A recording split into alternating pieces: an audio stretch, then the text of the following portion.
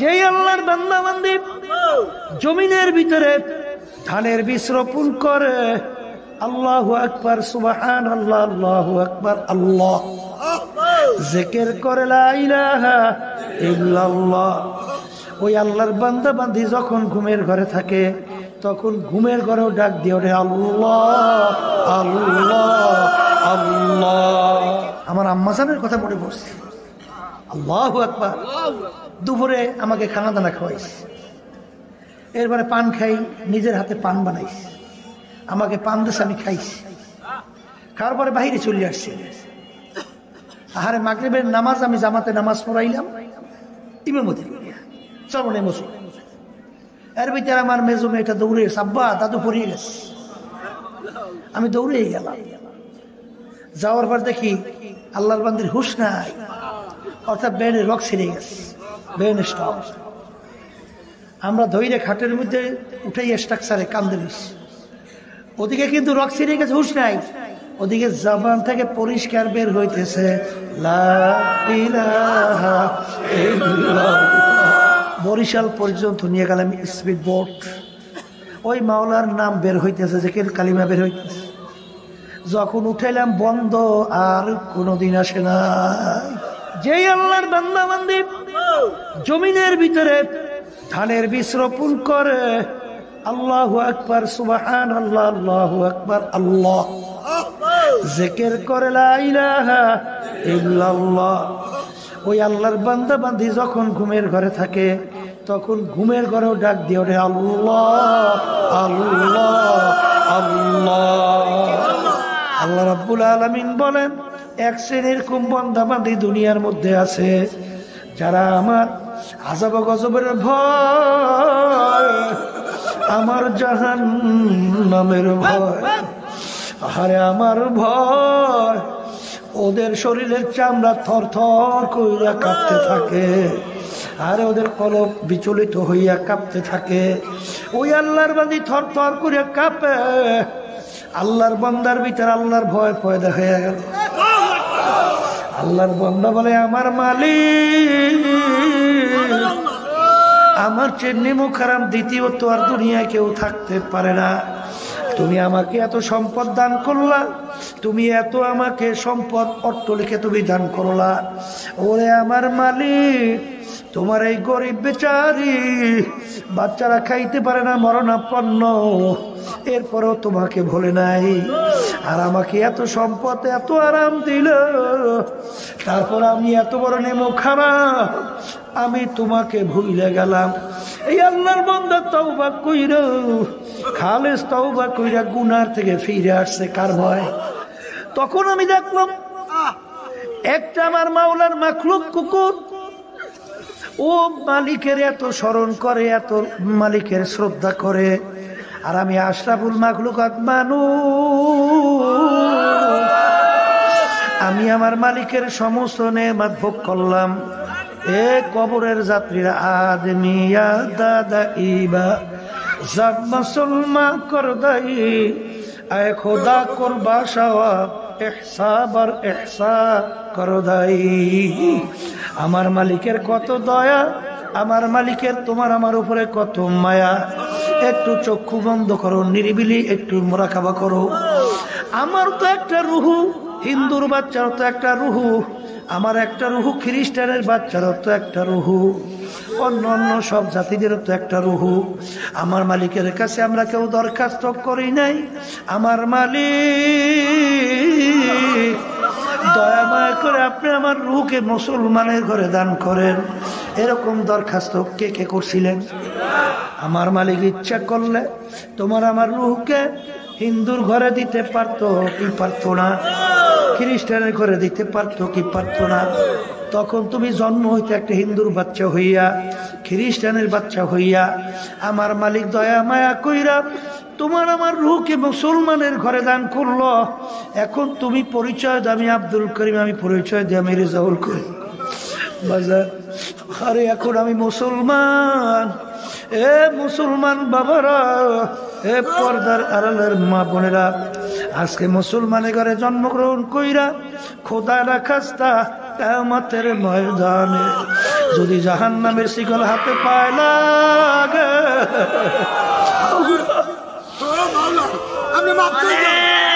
কপাল পুরার সার জাহানে হইতে পারে। শোনেন, নামাজ পড়বেন, সেখানে আল্লাহ রাসূল কি সাল্লাল্লাহু আলাইহি ওয়াসাল্লাম কি বলছেন? লা সালাতা ইল্লা বিহুজুরি কলব। তোমার ওই নামাজ হবে না, এই নামাজের ভিতরে হুজুরি কলব থাকবে না, খুশু একাগ্রতা থাকবে না। কথা ঠিক কিনা? আচ্ছা, এই একাগ্রতা নামাজের ভিতরে খুশু তৈরি করার জন্য আমার মাওলার জিকিরের বিকল্প আছে?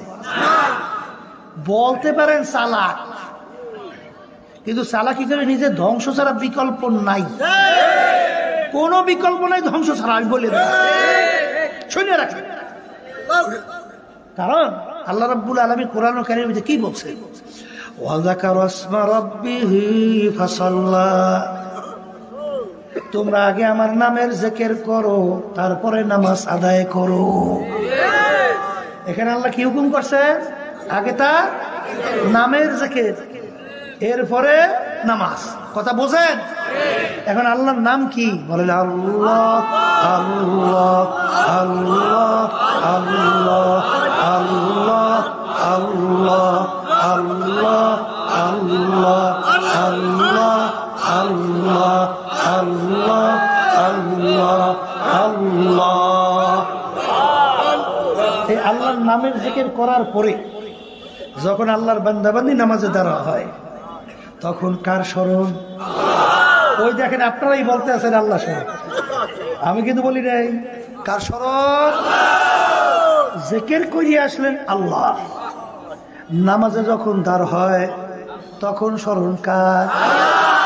বান্দাবান্দি নামাজের ভিতরে যখন দাঁড়ায়, যখন তেলাওয়াত করে আলহামদুলিল্লাহি রাব্বিল আলামিন, নামাজের ভিতরে বান্দাবান্দির সঙ্গে আল্লাহর সঙ্গে কথোপকথন হয় না? হয় না? হয় না? তুমি বলো আলহামদুলিল্লাহি রাব্বিল আলামিন, আমার মালিক উত্তর দেয় হামিদানি আব্দি। হে বান্দাবান্দি, তোরা আমার বড় প্রশংসা করলি।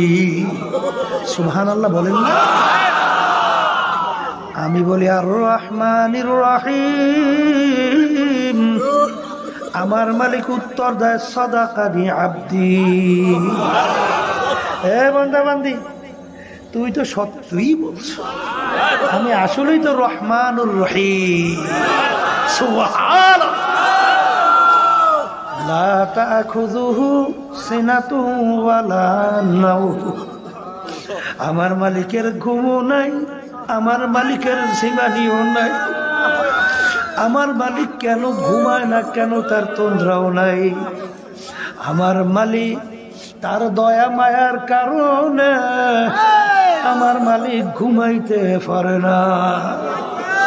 এ বান্দাবান্দি, তুই যখন গভীর রাত্রে বিপদে পড়বি, ওইরা যখন তুই তোর জবান থেকে বলবি আল্লাহ, তখন যদি আমি ঘুমাইয়া থাকি,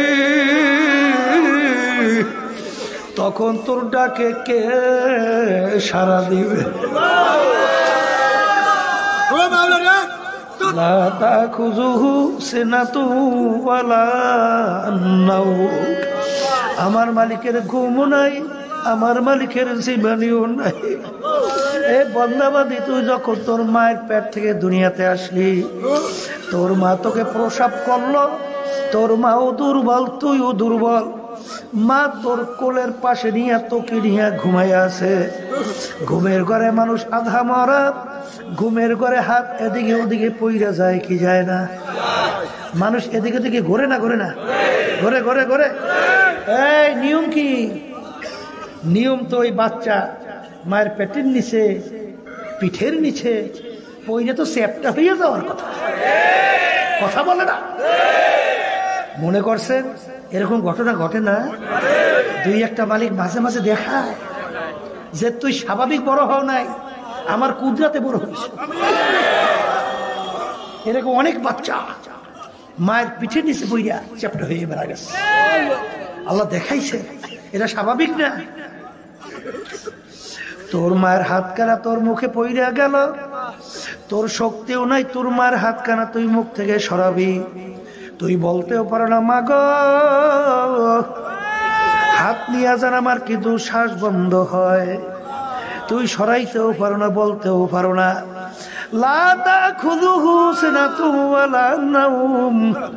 আমার ঘুমও নাই, আমার ঝিমাঝিও না। তোমার হাত কেন যখন আমার মুখের উপরে পইরা গেছিল, তখন আমি মালিক কুদরতি ভাবে ওই মায়ের হাতখানা সরাইয়া দিছিলাম আমি। আল্লাহু আকবার। আল্লাহর বান্দারা, আল্লাহর জিকির করবা না? আস্তে কর। এখন অনেক মুজাহিদ পুরান হয়ে গেছে, এখন চালাক হয়েছে। চালাক বুঝে, এখন বুঝে বেশি, এখন আর সবকাতায় করে না। সবকাতায় না করলে বরকত থাকে না, শয়তান নফস আম্মারার ধোঁকার থেকে বাঁচা যায় না। পরীক্ষিত পরীক্ষিত এই যে মুজাহিদ কেন নাম রাখছে? সার্বক্ষণিক শয়তান এবং নফসের বিরুদ্ধে জিহাদ। কথা ঠিক না বেঠি? এই জন্য বাজানদেরকে বলবো, পর্দা আলে মা বোনদেরকে বলবো, এই নেক আমল কবুল হওয়ার জন্য কি লাগবে? ইখলাস লাগবে না? আর ইখলাস তৈরি করার জন্য আল্লাহর জিকির বেশি বেশি লাগে না? লাগে না? শোনেন আল্লাহর বান্দারা, আল্লাহ রাসূল সাল্লাল্লাহু আলাইহি ওয়াসাল্লাম বলছেন, যেরকম 2 রাকাত নামাজ যদি জীবনে পড়ো, তাকবীরে তাহরিমাতে শুরু করে সালাম ফিরার পর্যন্ত দিল ওদিক ওদিক হয় নাই, আল্লাহমুখী হয়ে আস, বেহেশত অজিক জাহান্নাম হারাম।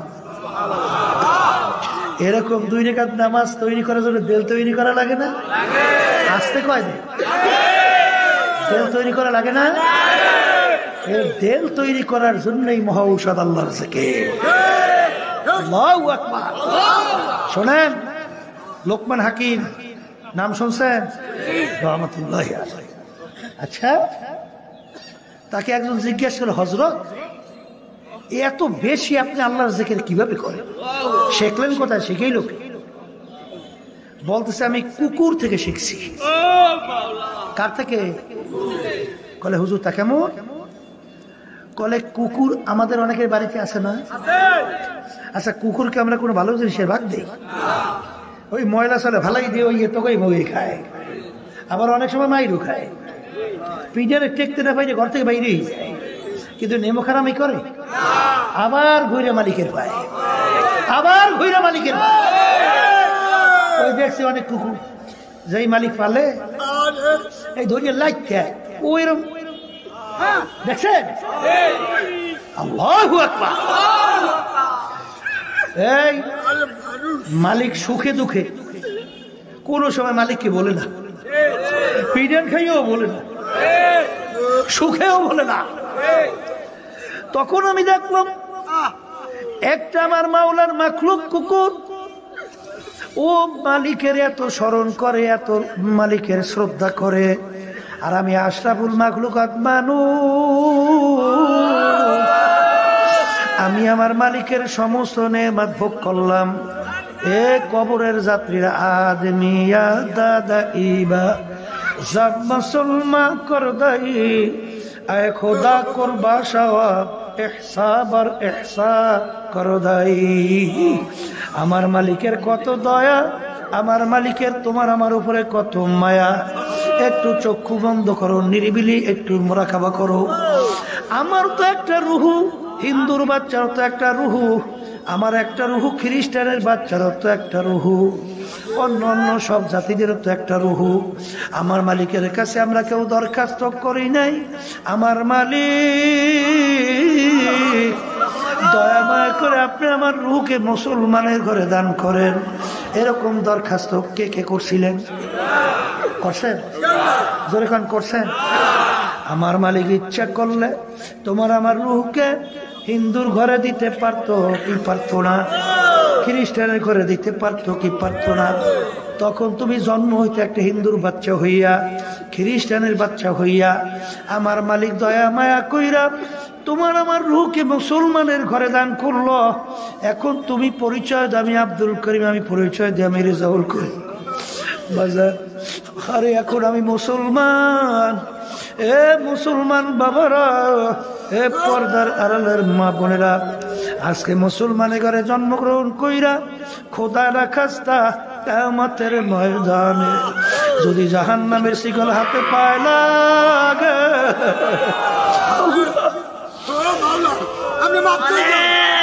কপাল পুরার সার জাহানে হইতে পারে। আল্লাহর বান্দারা,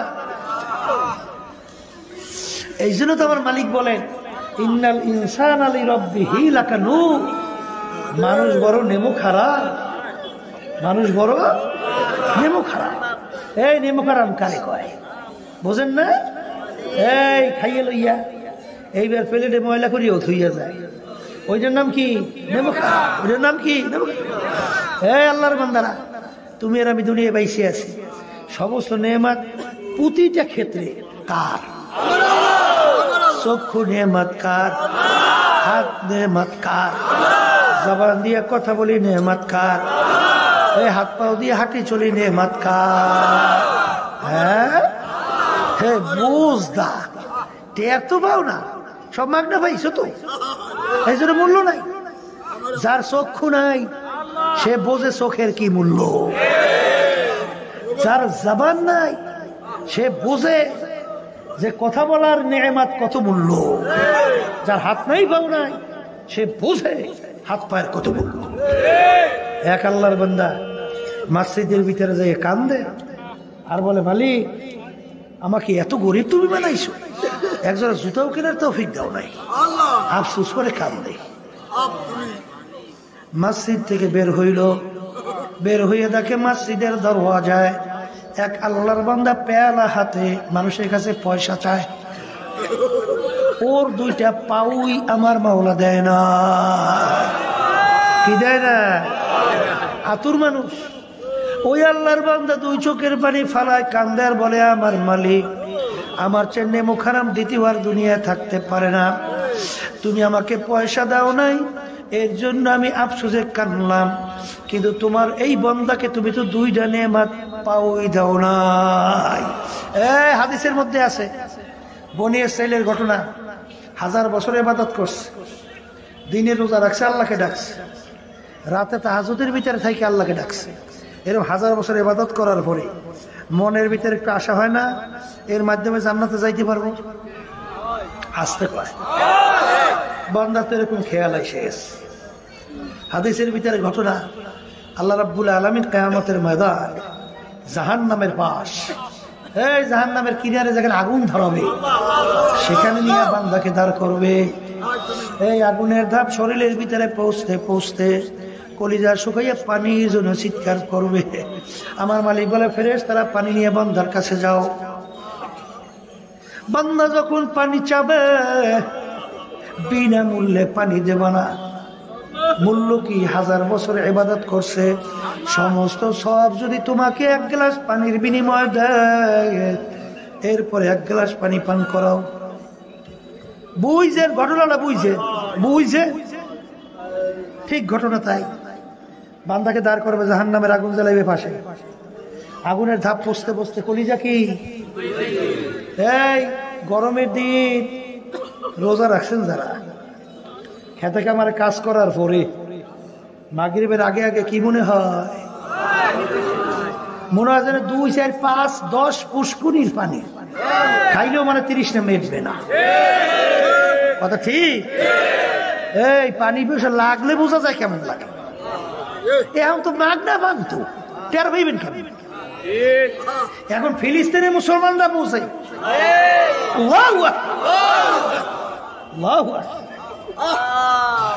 তো পান না, পাইছে মালিকের নেয়ামত আর খানার দিক দিশে পান না।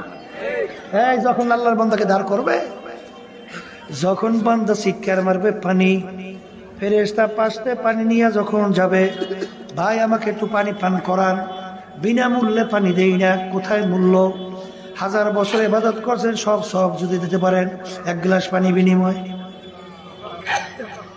আল্লাহর বান্দা বলে ভাই আমার জীবনটা রুহুটা তো বের হয়ে যায়, আমি সব দিয়ে কি করব, সব লইয়ে যাও, আমাকে এক গ্লাস পানি পান করাও। বান্দা যখন পানি পান করবে আমার মালিক ডাক দিয়ে বলবেন, বান্দা দাঁড়াও। এক গ্লাস পানির বিনিময় 1000 বছরের ইবাদতের সব তুমি দিয়া দিলা। আর আমি মালিক তোমাকে দুনিয়ার মধ্যে হাজার হাজার লক্ষ লক্ষ গ্লাস পানি পান করাইলাম, এর বিনিময় নেয়ামতের বিনিময় আমাকে কি দিবা? আমাকে দিবা কি? বান্দা সেজদায় পড়ে কান্দে, মালিক আপনার রহমত ছাড়া বেহেশতে যাওয়ার কোনো উপায় নাই, আমার মালিক তাকে মাফ করিয়া দেবে। কি আল্লাহর বান্দারা, এই ইবাদত ইখলাস পয়দা করার জন্য কি করা লাগবে? বেশি ভুলে গেছে? বলেন কার জিকির? খবরদার আল্লাহর জিকির ছাইরেন না। কারণ কি জানেন? বললো এনাই তারা শাহু বিমা ফিহে, যেই ভান্ডের ভিতরে যা থাকবে কাজ করলে তাই পড়বে। এরকম হাজার হাজার লক্ষ লক্ষ ঘটনা জাকিরিন ঠিক মৌতের পূর্ব মুহূর্তে তার জবান থেকে আল্লাহর নাম বের হইতে আছে। আমার আম্মাজানের কথা মনে পড়ছে, আল্লাহু আকবার। দুপুরে আমাকে খানা দানা খাওয়াইছে, এরপরে পান খাই, নিজের হাতে পান বানাইছে, আমাকে পান দেশ, আমি খাইছি। খাওয়ার পরে বাহিরে চলে আসছি। আহারে মাগরিবের নামাজ আমি জামাতে নামাজ পড়াইলাম, ইমামতি করিয়া চরণে মসুর। এর ভিতরে আমার মেজো মেয়েটা দৌড়ে, আব্বা দাদু পড়িয়ে গেছে। আমি দৌড়ে গেলাম, যাওয়ার পর দেখি আল্লাহর বান্দির হুশ নাই, অর্থাৎ ব্রেনের রক ছিঁড়ে গেছে, ব্রেন স্টপ। আমরা ধৈর্য খাটের মধ্যে উঠে স্ট্রাকচারে কান্দে দিচ্ছি, ওদিকে কিন্তু রক ছিঁড়ে গেছে, হুশ নাই। ওদিকে জবান থেকে পরিষ্কার বের হইতেছে, লা ইলাহা ইল্লাল্লাহ, লা ইলাহা ইল্লাল্লাহ, মান ক্বালা লা ইলাহা ইল্লাল্লাহ ফাদাখালাল জান্নাহ। সবাই জোরে বলেন সুবহান। বরিশাল পর্যন্ত নিয়ে গেলাম স্পিড বোট, ওই মাওলার নাম বের হইতেছে, জিকির কালিমা বের হইতেছে। যখন উঠাইলাম বন্ধ, আর কোনোদিন আসে নাই, বন্ধ বন্ধ, শেষ, দূর থেকে বেরিয়ে চলে গেছে। এই আল্লাহর বান্দা পরীক্ষিত, এই হাঁটতেছেন আল্লাহর জিকির করেন। বাদাম বিক্রেতা সারাদিন বাদাম বাদাম খুঁইয়া চিল্লায়, ঘুমের ঘরে অনেক সময় বাদাম বাদাম বাদাম খুঁইয়া চিল্লায়, ওঠে কি ওঠে না? আমি কি ভুল বলছি নাকি? ঠিক ও কন্যা বেঠিক ও কন্যা বুঝি কেমনে বুঝছেন? হ্যাঁ, এই চানাচুর বিক্রেতা সারাদিন চানাচুর চানাচুর, ঘুমের ঘরের ভিতরে কি ডাক দেয়? আসতে কয়। যেই আল্লাহর বান্দা বান্দি জমিনের ভিতরে ধানের বীজ রোপণ করে, আল্লাহু আকবার, সুবহানাল্লাহ, আল্লাহু আকবার, আল্লাহ জিকির করে, লা ইলাহা ইল্লাল্লাহ। ওই আল্লাহর বান্দা বান্দি যখন ঘুমের ঘরে থাকে, তখন ঘুমের ঘরেও ডাক দিয়ে ওঠে, আল্লাহ আল্লাহ আল্লাহ।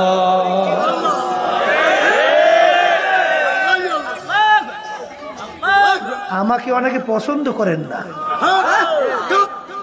কিন্তু কথা কিন্তু আমার না। কোন দলবল বুঝি টুঝি না। তবে যারা বিভিন্ন কায়দা কায়দা এদিকে ওদিকে মানব রচিত কুপুরি তন্ত্র মন্ত্রে ঘোরে, জান্নে শূন্য বুঝিয়া, ও নামাজের কোনো মূল্য নাই, রোজার কোনো মূল্য নাই, দান সৎকার কোনো মূল্য নাই। বরঞ্চ আরো শোনাই রাখি, আমার মালিক কোরআনুল কারীমের ভিতরে বলছেন, ইয়াউমা নাদউ কুল্লা উনাসিন বিইমামিহিম, কিয়ামতের ময়দান আমার মালিক প্রত্যেকটা মানুষকে তার দলের নেতা নেত্রীর সঙ্গে ডাকবে। এখানে প্রত্যেকটা মানুষ না দুই একজন? মুখ খুলে কথা বললেন, কেউ বাদ আছে না? প্রত্যেকটা মানুষ কার সঙ্গে ডাকবে বলেন? তার দলের নেতা নেত্রীর সঙ্গে ডাইকে আমার মালিক বলবেন, তোর দলের নেতা নেত্রী যেদিকে যায় ওই পথ ধইরা সেদিকে পিছনে পিছনে যা। এক কথা আমার মালিক বলেন, তোর দলের নেতা নেত্রী যেখানে জায়গা তোরও সেইখানে জায়গা। আমার বাজানদেরকে বলবো, পর্দারে মা বোনদেরকে বলবো, আমলে সালেহ নেকামল আর ইমান মজবুত, এইটা করার জন্যে আল্লাহর জিকির বেশি করা লাগে। আল্লাহর রহমতে শোনেন, তরিকের আল্লাহ ফলও দেখাইতে আছে, শুনে খুশিও তো লাগে। গেছিলাম উত্তরবঙ্গ, বুঝলেন? আমাদের দলের একজন উপদেষ্টা ছিল, প্রাক্তন এমপিও ছিল। তা যাই হোক, এই যে 24 নির্বাচন, বুঝলেন না? জাতীয় নির্বাচনে আমরা কি বয়কট করছি না? নির্বাচন কি করছি? মানে নির্বাচনে যাই নাই। কিন্তু ওই আল্লাহর বান্দা স্বতন্ত্র হইয়া সে দেখছে তো আমি তো এমপি হয়ে গেছি, সে জোর করে দাঁড় হয়েছে। তা আমাদের নির্দেশ কি? আমাদের নেতাকর্মী সব কেউ তার সঙ্গে কাজ করতে পারবে না। আমাদের দায়িত্বশীল বলতেছে আল্লাহর কুদরত, আমাদের একজন দায়িত্বশীল, তার পিছনে কেউ নামে নাই। টাকাও অনেক, টাকারও মালিক, অনেক টাকা, বহু টাকার অফার দিচ্ছে যে তোমাদের লোকজন কাজ করতে নামতে হলে কয় টাকা লাগবে, বিরাট টাকার মালিক। কিন্তু আল্লাহর রহমতে টাকা বড় বড় অঙ্কের পরেও আল্লাহর ফজলে তাদেরকে নামাইতে পারে নাই। তখন বলে আসছে সর্বনাইয়ের মুজাই, সর্বনাইয়ের মুবিনে এত মজবুত হয়, এ আমার আগে বিশ্বাস হয়েছে। আল্লাহু আকবার। আল্লাহ আপনি কবুল করে না। এই জন্য আমার বাজানদেরকে বলবো, পর্দারে মা বোনদেরকে বলবো, ইমানকে নির্ভেজাল করা লাগবে। কি ভেজাল? আবার কর না। এই নির্ভেজাল করার জন্য আল্লাহর জিকির কি করা লাগে? হ্যাঁ শোনেন, আল্লাহর জিকির বেশি না করলে সেই বন্দাবন্দি কোনোদিন গুনার থেকে ফিরতে পারবে না। কারণ কি জানেন? আপনি গোপনে আপনার সামনে গুনাহ আসছে, তখন দুনিয়া কেউ আছে নাই, দুনিয়া কেউ দেখেও না। এখন আপনাকে গুনার থেকে কে ফিরাবে? একার সহজ কথা না, একেবারে সহজ কথা না, আসতে কয় সহজ কথা না। তখন ওই বান্দাবান্দি খেয়াল করবে, কেউ দেখে না, একজন তো তাকাই আছে, সে আমার আল্লাহ। মুসা আলাইহিস সালাতু ওয়াস সালামের জামানার ঘটনা। বড় লোকের বাড়ির পাশে গরিবের বাড়ি, ঘরে কিছু খাবার নাই, বাচ্চাগুলা পেটের ক্ষুধায় মরণাপন্ন। মায়ের সামনে বাচ্চাগুলা পেটের ক্ষুধায় ছটফট করে, মা সহ্য করতে পারে? হ্যাঁ, মা দিক বিদিক না পাইয়া পাশের বড় লোকের বাড়ি গেল। বাবা, ভাই, আমার বাচ্চা কাচ্চাগুলা পেটের ক্ষুধায় মরণাপন্ন, একটু খাবার দাও, বাচ্চাগুলো একটু খাওয়াবো। লোকটা বদ চরিত্রের বলতেছে, তুমি যদি আমার সঙ্গে অপকর্মে লিপ্ত হইতে পারো তাহলে বিনিময় দেব। আল্লাহর বান্দে, আল্লাহর ভয়, ওখান থেকে খানা নিয়ে এসে চলে আসছে। আইসা দেখে বাচ্চাগুলো এখন মারা যাবে, শ্বাস টানতেও ছাড়তেও পারে কঠিন। দিক বিদিক না পাইয়া আল্লাহর বান্দি দৌড় দিয়ে যাইয়া বলে, আগে খানা দাও, বাচ্চাগুলো আগে বাসুক, তোমার প্রস্তাবে রাজি। যখন ওই বান্দা যখন অপকর্মের জন্য সামনে আসতেছে, আল্লাহর বান্দি থর থর করিয়া কাঁপতে শুরু করছে। আল্লাহু আকবার। তখন আল্লাহর বান্দা বলে, ব্যাপার কি, আপনি এরকম কেন কাঁপতেছেন? তখন আল্লাহর বান্দি বলেন, আল্লাহর ভয়, আল্লাহর ভয়। তাকশাইরু মিনহু জুলুদুল্লাযীনা ইয়াখশাউনা রাব্বাহুম সুম্মা তালিনু জুলুদুহুম ওয়া কুলুবুহুম ইলা যিকরিল্লাহ। আল্লাহ রাব্বুল আলামিন বলেন, এক শ্রেণীর কুম বান্দা বান্দি দুনিয়ার মধ্যে আছে যারা আমার আযাব গজবের ভয়, আমার জাহান্নামের ভয়, আরে আমার ভয়, ওদের শরীরের চামড়া থর থর কইরা কাঁপতে থাকে, আর ওদের কলব বিচলিত হইয়া কাঁপতে থাকে। ওই আল্লাহর বান্দি থর থর করিয়া কাঁপে, আল্লাহর বান্দার ভিতরে আল্লাহর ভয় পয়দা হয়ে গেল। আল্লাহর বান্দা বলে, আমার মালিক, আমার চেয়ে নেমুখ হারাম দ্বিতীয় তো আর দুনিয়ায় কেউ থাকতে পারে না। তুমি আমাকে এত সম্পদ দান করলা, তুমি এত আমাকে সম্পদ অট্টলিকে তুমি দান করলা, ওরে আমার মালিক, তোমার এই গরিব বেচারি বাচ্চারা খাইতে পারে না, মরণাপন্ন, এরপরেও তোমাকে ভুলে নাই, আর আমাকে এত সম্পদ এত আরাম দিল, তারপর আমি এত বড় নেমুখ হারাম, আমি তোমাকে ভুলে গেলাম।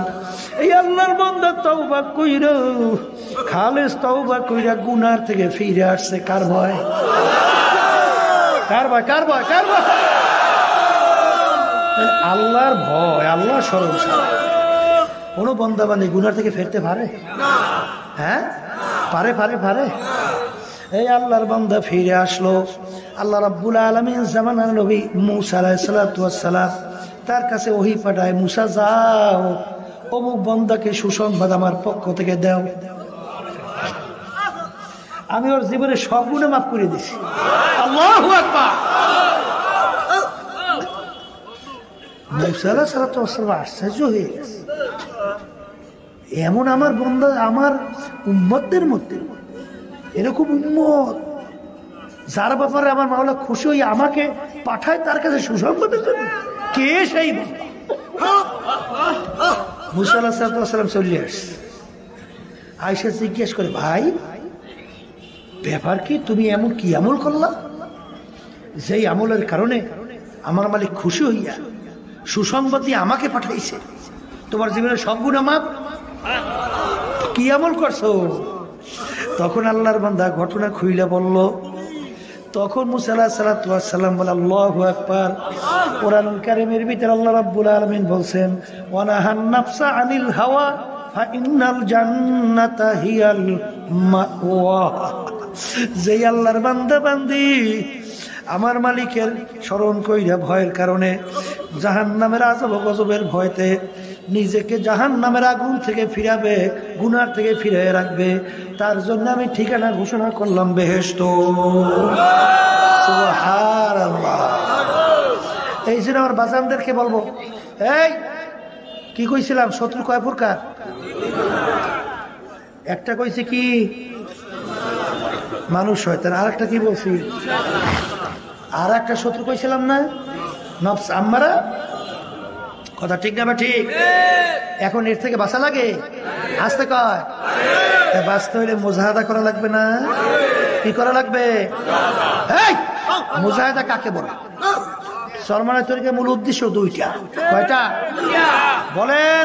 হিম্মত বুলন্দ করা, খুলুসিয়ত ভিতরে পয়দা করা। বলেন আবার, হিম্মত বুলন্দ করা, খুলুসিয়ত ভিতরে পয়দা করা। হিম্মত বুলন্দ কি?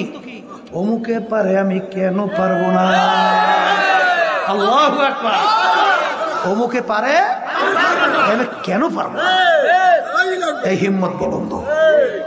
আর খুলুসিয়ত ভিতরে পয়দা, আমি যাহা কিছু করব একমাত্র আল্লাহকে রাজি খুশির উদ্দেশ্যে করব। আর রাজনীতি করব কার রাজি খুশি? একটু আস্তে কর। এর নাম কি? খুলুসিয়ত। এর নাম কি? শোনেন, অনেকে বুঝাও, বোঝে না, না বুঝাও করে আল্লাহ। যারা নাকি এই মানব রচিত তন্ত্রমন্ত্র কুফুরি এর সঙ্গে জড়াইয়া যারা নাকি রাজনীতি করেন, এসব আল্লাহর খুশির জন্য করেন না। কি কথা কন না? কারে খুশি করে? কাকে খুশি? খুশি কাকে কর? কাকে করো খুশি? খুশি করলে আমার মালিককে করো। কথা ঠিক না? ঠিক। রাজনীতিও মন চাইলে যেরকম ইচ্ছা সেরকম করা যাবে না। যেই রাজনীতিতে আমার মালিক খুশি ওই রাজনীতি আমার করা লাগবে। তাতে আমার গাইল দেও, আমার মন্দ বলুক, আমার যা মনকে তা করুক। এই কথাটা বলছি এর জন্য আল্লাহর কত ফজল করি রহমতুল্লাহি আলাইহি এখনো মনে আছে। তিনি বলছিলেন যে আমি ইসলামী আন্দোলন করি আল্লাহ রাজি খুশির জন্য, তার ইবাদতের জন্য। যদি আল্লাহর খুশি ইবাদতের জন্য এই কাজ করতে যাইয়া আমার ডানে কেউ না থাকে, আমার বামে না থাকে, সামনে না থাকে, পিছনে না থাকে, আমার ছেলে সন্তান, আমার স্ত্রী, আমার আত্মীয় স্বজন কেউ যদি না থাকে, আমি ফজলুল করিম একা এই হকের উপরে দাঁড়াই থাকবো। মনে আছে কার কার? মনে আছে কার কার? মনে আছে কার কার? আল্লাহু আকবার। এই জন্য আমার বাচ্চাদেরকে বলবো, পর্দা আলে মা বোনদেরকে বলবো, যা কিছু করবো কার জন্য? কার রাজি খুশি? কার রাজি খুশি? আলহামদুলিল্লাহ। এখন এই যে শয়তান এবং নফস এবং মানুষ শয়তান, এর থেকে বাঁচার জন্য কোরআন এবং হাদিস অনুযায়ী আল্লাহ রাব্বুল আলামিন, আল্লাহ রাসূল সাল্লাল্লাহু আলাইহি ওয়াসাল্লাম আপনাকে আমাকে যে পদ্ধতি বাতাইছে এই অনুযায়ী না চললে বাঁচা যায়? বাঁচা যায়? যদি না যায়, এই জন্য মুজাহিদের কাজ হলো এই যে তরিকার 5 ঔষধ আল্লাহর কুতুবে রেখে গেছে, এই ঔষধ কোরআন এবং হাদিসের ভিতর থেকে বের কইরা তারপর আপনার আমার জন্য ঔষধ হিসেবে আল্লাহর কুতুবে উপস্থাপন করছে। আল্লাহর রহমতে যারা এই ঔষধ ঠিক মতো পালন করছে, দিন আর দিন তাদের ঈমান মজবুত হইতেছে। নিউ উজানি টিভি, সুস্থ সাংস্কৃতিক প্রত্যাশায় আপনাদের সেবায় নিয়োজিত।